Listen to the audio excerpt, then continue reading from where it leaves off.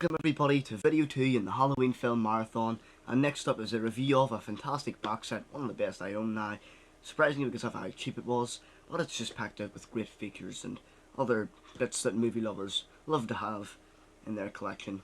I'm talking of the Universal Monsters collection. I picked this up for an unbelievable bargain. As soon as I seen the price, I had to have it, and I'm glad I did because the price almost doubled a few days later. I got this for £15 on Zavi, plus my 10% student discount, which made it come to $13.49. I mean, that's just a steal for 8 movies, 8 classic films. A few I don't like that much, but you know, they're still good. And yeah, fantastic set, get a lot of great stuff in there. And there, I mean, there's about 10 hours, over 12 hours of special features, commentaries, everything like that that we all love as movie collectors. Fantastic upgrade to Blu-ray, which I'll talk about later with each individual film. And there's even the 3D version of Creature from the Black Lagoon, which I still need to see that, and I still need to see it in 3D. I would have to use the living room downstairs where the Blu-ray player is with the glasses, and that will be quite an experience to see because, you know, 1954 film. You know, it'd be nice to see what 3D was like back then. So yeah, there's a lot included in this one. You get a booklet describing each film, a bit of trivia on each one and the making of the film, which is fantastic to read. I've read most of it, and very interesting stories of stuff that I just did not know. And there's loads of cool posters in there too of the films, which is just wonderful, wonderful images. See some in there. And another beautiful thing, I'll show you the box in a second, is the art cards that you get with it. And the great thing about art cards, you know, for people like me, is just being able to put them on your wall, showing all your favourite movies. I don't have them here, so I will show you them on my wall. So yeah, that's them there.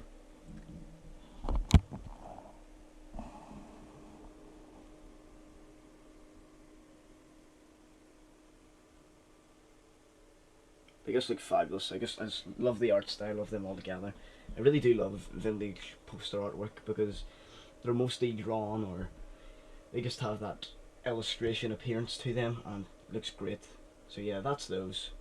As for me, I absolutely love the Universal horror films, while a few of them I wouldn't give over 4 out of 5, or really like them that much, to be honest, but the great ones there, and just the imagination, the creativity, everything about them, the performances, the set designs. I just absolutely love vintage horror, and I'll go into each film in depth. Well, not in depth, a little bit more about it. And so first I'll show you the beautiful box work here. We've got the Mummy, picture from the Mummy. On the other side, opposite, is a picture of Frankenstein, both Boris Karloff characters. We open it up, we get the Invisible Man and Bela Lugosi here as Dracula. And then, I think it just looks great when you open it up. You've got all the discs, and behind them there's a bit of artwork. Yes, there's some artwork behind each disc. Each disc has really cool artwork as well. You know, this looks great. So yeah, you can have a look at those if you want to have a look. You can pause the video if you like. So yes, just in terms of presentation, it looks fantastic. Nice box. And as for the films themselves, I guess I would start chronologically with Frankenstein, which was initially the first next to Dracula, coming out in the same year. Frankenstein 1931, directed by James Whale, highly underrated director that not many people talk about today, but they should, because James Whale directed several of the Universal horror films, amongst others. And Frankenstein is just an absolute classic, and I said this in my review. I have reviews of all these films also. If you're interested in reading those, I'll put a link below. It is a flawed film. There are some problems with it, such as when the man whose daughter is drowned during... bit of a spoiler, sorry, if anyone hasn't seen Frankenstein. Whenever Frankenstein is playing with the child and throws her into the water, the father isn't present. Later on, we see the father carrying the child in his arms, saying she's been murdered. He wasn't there, so for all he knew, she could have fell in. But little things like that, little plot holes like that, you can just cast over that. You can just see past that because everything else in the film is great, and the good outweighs the bad for sure. The performance from Boris Karloff is, need I say more? People keep going on about the great performance from Boris Karloff, and there's a reason, because it's just fantastic to see how well he can portray this creation through all this heavy makeup, and completely personify this creation, and completely personify this man-made monster that doesn't want to belong in this world, but he's here, and there's nothing he can do about it. He's lost in the world, which is presented more in The Bride of Frankenstein, which I'll talk about later. So Frankenstein, yes, the fantastic sets, and very suspenseful at times. It still managed to be quite chilling at times whenever there's no music, it's just silence, and we look at Karloff's expression, those dead eyes, the glare, the stern, monstrous face. He really captures the deadness of the creation. Deadness in the sense, that it has come back to life. So Frankenstein is an essential film if you're interested in history of cinema, because it's a film that has so much influence, it's unreal. In particular, Tim Burton is a huge fan of things like German Expressionism and these classic monster movies, and Frankenstein and some more of these Universal horror films were inspired by German Expressionism. Films like Nosferatu in 1922 and Cabinet of Dr. Caligari in 1920. Films like that, you can definitely see that they've influenced Frankenstein with lots of the tall vertical sets inside the Frankenstein building, and even some of the outdoor locations. There's something very moody about the sets and the cinematography and the way the camera moves. Just everything like that you can see when you start to deconstruct the films. And okay, in the same year, Dracula came out, and it's quite surprising that those two films came out in the same year. Two of the most iconic films ever made in terms of horror.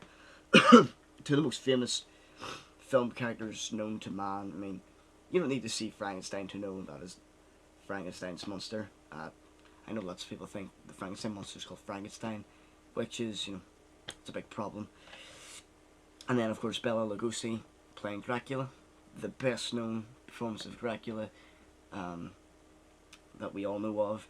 And Dracula, I do enjoy the film, but I would really only give it 7.5 or so out of 10, because there's a lot of absence of music at times, and it does work sometimes in making a chilling atmosphere, but there's a lot of hiss. Now, I know the hiss has been removed in the Blu-ray edition, but I downloaded an edition that, about 3-4 years ago when I first watched the film, and there was a lot of hiss, and I could only imagine there being more hiss because that was a DVD version. I could only imagine a bit more hiss being there in the original version, because this is an early sound film. This is only 3-4 years whenever sound was starting to get used. 3-4 years in, and they were still figuring out how to, use sound properly. Look at films that like Singing in the Rain. They show the struggles of using sound in film in early Hollywood. It's quite funny. But yeah, there's an absence of music in Dracula, which works sometimes because it creates a really chilling atmosphere that really makes you focus on the visuals, which I love. But at times, it feels really dull at times. But I can't complain much about Dracula.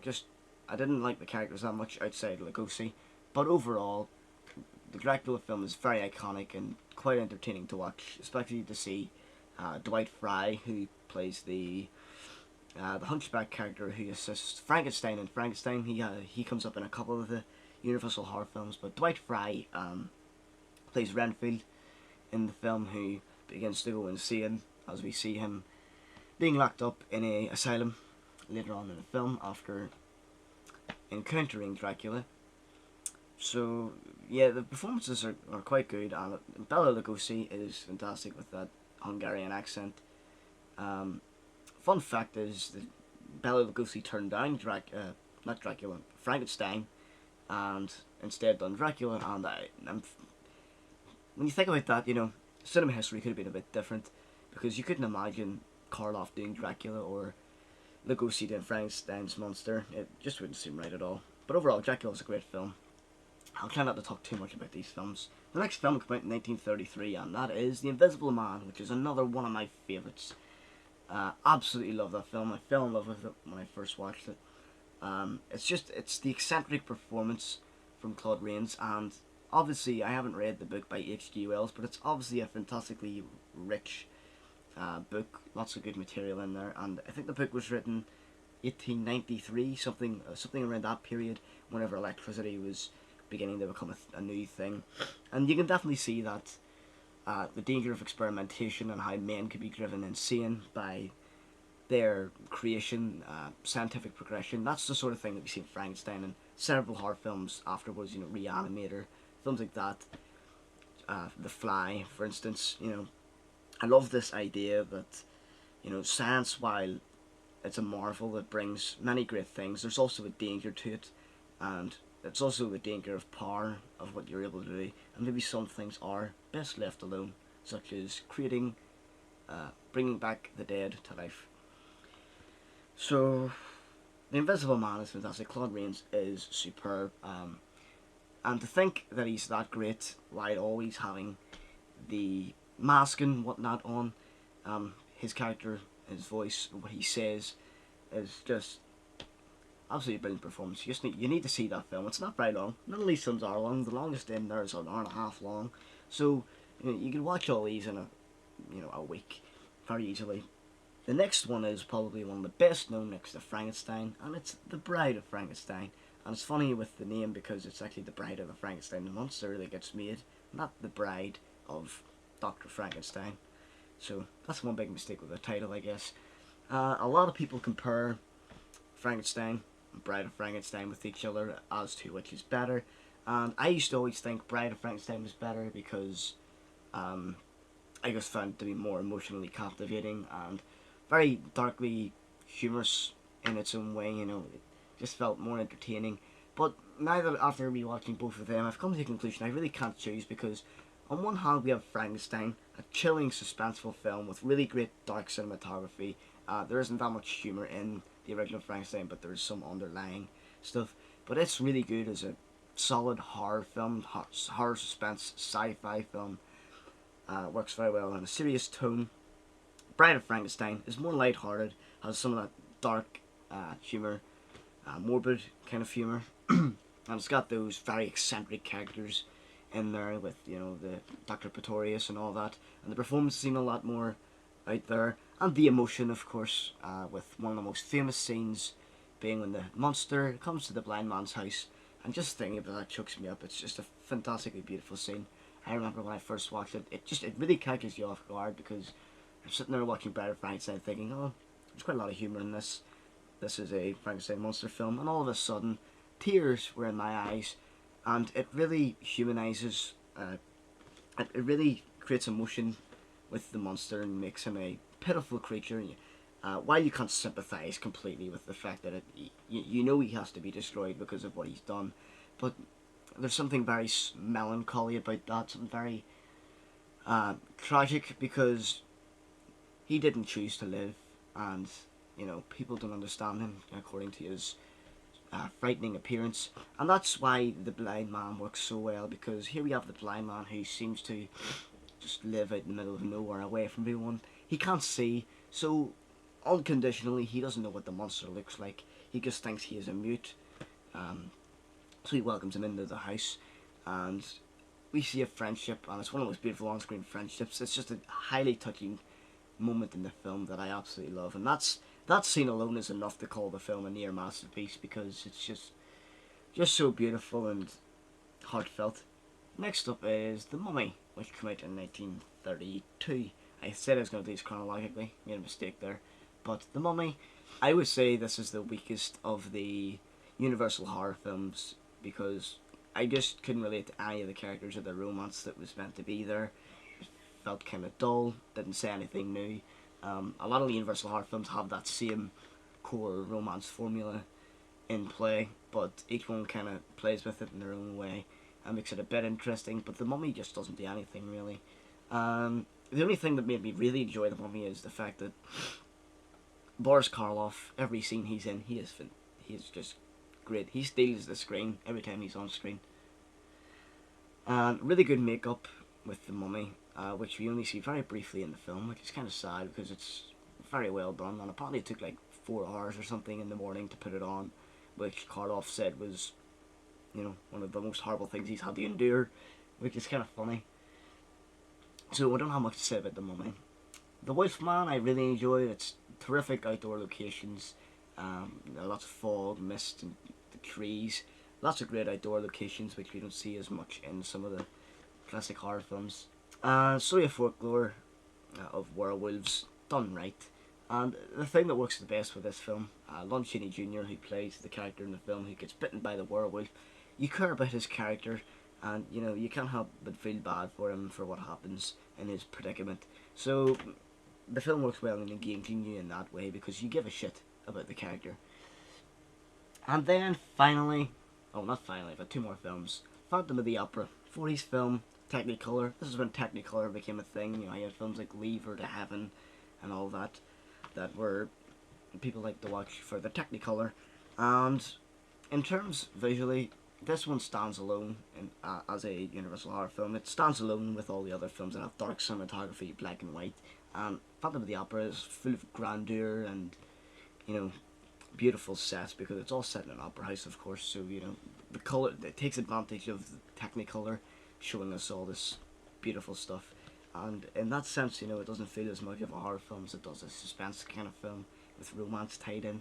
Phantom of the Opera is pretty good film. This version, the 1942, I think it is, 1943 version. Claude Rains is fantastic playing the Phantom, and this isn't as good as the Lon Chaney version, the famous 1925 version, the silent one, which is fantastic, great unmasking scene and whatnot, very shocking, but still quite enjoyable, not as good as that one. Colour looks fantastic, as I said, and there's some good humour in the film. And then finally in the 50s we have Creature from the Black Lagoon. This is probably one of the best examples of good makeup and costume design because, I mean, just look at it. You know, it looks, I mean, it kind of looks laughable, but at the same time, it looks fantastic. You can, you know, you feel like if you touched it, you know, you'd feel that texture. They really capture it very well.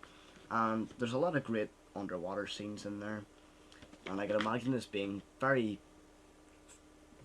an experience to see in 3D, which I'll have to do at some point. I really hope I do because that's something I want to see.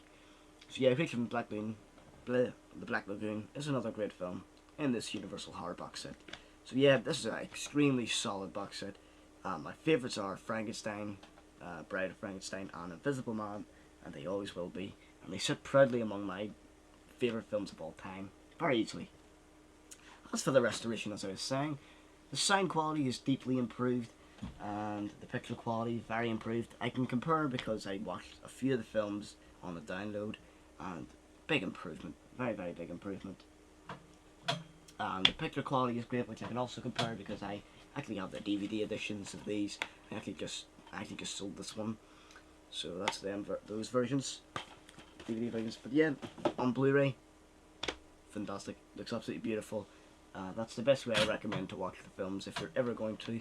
The box set is still reasonably cheap. Some places you look, we're talking between £20 to £25, and you know, even if that was a £30 set, it's still worth it. And they recently released a new version of it. It's the same thing, except it's in a coffin, which I would have got, but you know, it wasn't worth paying almost, yeah, triple the price just to get a coffin. You know, all that is cardboard really, and that set looks beautiful anyway. So yeah, that's those. And as for the special features, I think these are some. I didn't watch all of them. I didn't have time, nor did I really have the stamina to watch all of them. But there's a lot in there on the making of each film. 40-minute documentaries basically on every single film. I watched the Frankenstein one, which was fascinating. I watched some of the Dracula one, the Bride of Frankenstein one, and Phantom of the Opera. Yeah, all great, and there's some great stuff in there. I'll read the back here. We've got The Road to Dracula, Lugosi, The Dark Prince, which looks at Bela Lugosi and his performance, and how he became a typecast character after playing that role. Notes on restoring the film. There's an actual documentary looking at the restoration of the film, which isn't very long, but it's worth watching because it gives you insight to how they restore these films, and the improvement of the audio quality before and after example is great. So yeah, packed out with special features if you wanna. I don't know if you could read it from here. If you zoom in, I don't know. You see there. So yeah, that's the Universal Monsters collection. One of the best Blu-ray sets that I now own, and it's one of the cheapest. I couldn't recommend this more because the Universal Monster movies are classic and fabulous to watch. Even after all these years, Frankenstein still holds up. Bride Frankenstein holds up. Dracula holds up. Invisible Man, they all hold up, basically. So get out there and watch these. And on a side note, I have all these reviews on Letterboxd, which I'm doing a marathon of as well. Just basically writing down my thoughts in text on each film. So if you want to read those, follow those. I'll put a link below. It's called the Cult and B Horror Film Marathon, which is what I'm doing on the channel, and I like to integrate with the two. So yeah, stay tuned for more Halloween horror videos and reviews. And thanks for watching, everybody. See you next time.